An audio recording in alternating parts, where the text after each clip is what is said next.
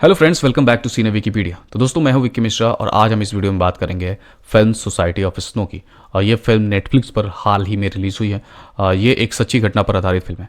और दोस्तों, जब आप इस फिल्म को देखोगे तो आपको एहसास होगा कि इस दुनिया में जो सबसे बड़ी चीज़ है वो है भूख, और भूख से बढ़कर कुछ भी नहीं है। ये कहानी स्टार्ट होती है 12 अक्टूबर 1972 को, जब उरुग्वे के कुछ रग्बी प्लेयर्स अपने फैमिली के साथ चिली जा रहे होते हैं एक मैच के लिए।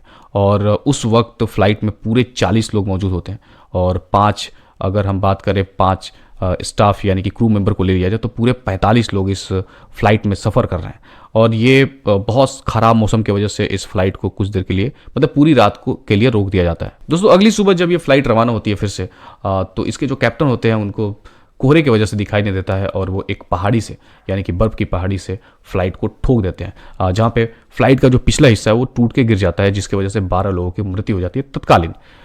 लेकिन कमाल तब होता है जब बाकी के पैसेंजर बच जाते हैं और अगले रात वो उस फ्लाइट को अपना शेल्टर बनाते हैं, जो उनके पास जो सामान होते हैं उससे ढकते हैं दीवार को, मतलब कि हवा ना आ सके, क्योंकि इतनी ज़्यादा ठंड होती है कि उस ठंड में 5 लोग उस रात और मर जाते हैं।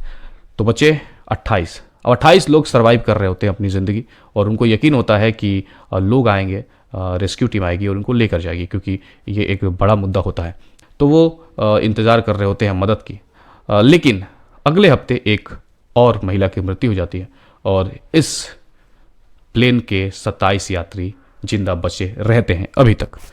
लेकिन 10वें दिन वो किसी तरह से एक चीज़ फाइंड करते हैं, जो कि होता है रेडियो। और उस रेडियो से उनको जानकारी मिलती है कि वहाँ की जो गवर्नमेंट है इतनी गंदी मौसम में अपना जो योजना थी, जो इन लोगों को खोजने के लिए जो रेस्क्यू अभियान चलाए जा रहे थे, उसको बंद कर दे दिया, क्योंकि उनको लगता है कि कोई भी इस प्लेन में जो भी लोग जीवित हैं वो कोई बचा नहीं होगा। तो इसको अगले साल जब मौसम अच्छा होगा तो फिर से स्टार्ट किया जाएगा। ये सुनने के बाद सारे यात्रियों का, जितने भी लोग होते हैं, उनका उम्मीद टूट जाता है। वो चिल्लाने लगते हैं, रोने लगते हैं कि आखिर अब कैसे रहा जाएगा। लेकिन अभी तक तो ये कहानी ठीक ठाक चल रही थी।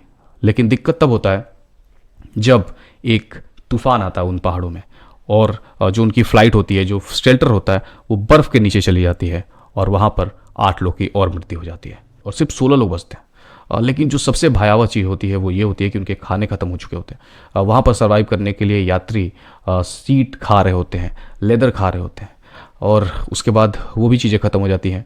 और जो सबसे भयावह डिसीजन होता है कि वो लोग डिसाइड करते हैं कि जो लोग मर चुके हैं उनके मांस को वो खाना स्टार्ट करते हैं, क्योंकि भूख इतनी बड़ी चीज़ है कि आप उसको कंट्रोल नहीं कर सकते हो। लेकिन 60वें दिन वो डिसाइड करते हैं कि अब यहाँ पर कुछ होने वाला नहीं है, 8 लोग और मर चुके हैं इस तूफान में।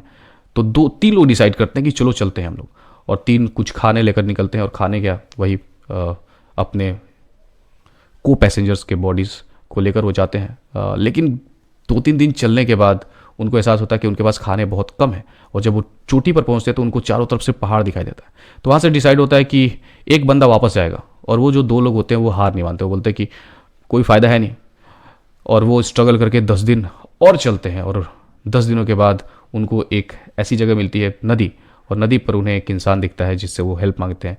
तब वहाँ की गवर्नमेंट को भी पता चलता है कि हाँ, इन लोगों में से 16 लोग जीवित हैं। तो दोस्तों, ये कहानी है सोसाइटी ऑफ स्नो की। लेकिन इस कहानी में भी बहुत कुछ बचा हुआ है। तो आप इस सर्वाइवल को, दुनिया का सबसे ग्रेटेस्ट सर्वाइवल अगर कहा जाए तो गलत नहीं होगा, सोसाइटी ऑफ स्नो। तो इसको आप देख सकते हैं, नेटफ्लिक्स पे मौजूद है। अगर परफॉर्मेंस की बात करें तो हर कलाकार ने बहुत ही उम्दा परफॉर्मेंस दिया है इस फिल्म में। डायरेक्शन भी बहुत ही खूबसूरत है। लेकिन कुछ ऐसे सीन्स हैं जो आपको डिस्टर्ब कर सकते हैं। लेकिन बावजूद अगर आप इस फिल्म को देखना चाहें तो देख सकते हैं। और तब तक के लिए इस वीडियो में इतना ही। फिर मिलेंगे किसी नए अपडेट के साथ। तो धन्यवाद। आप हमारे चैनल को सब्सक्राइब कर लें।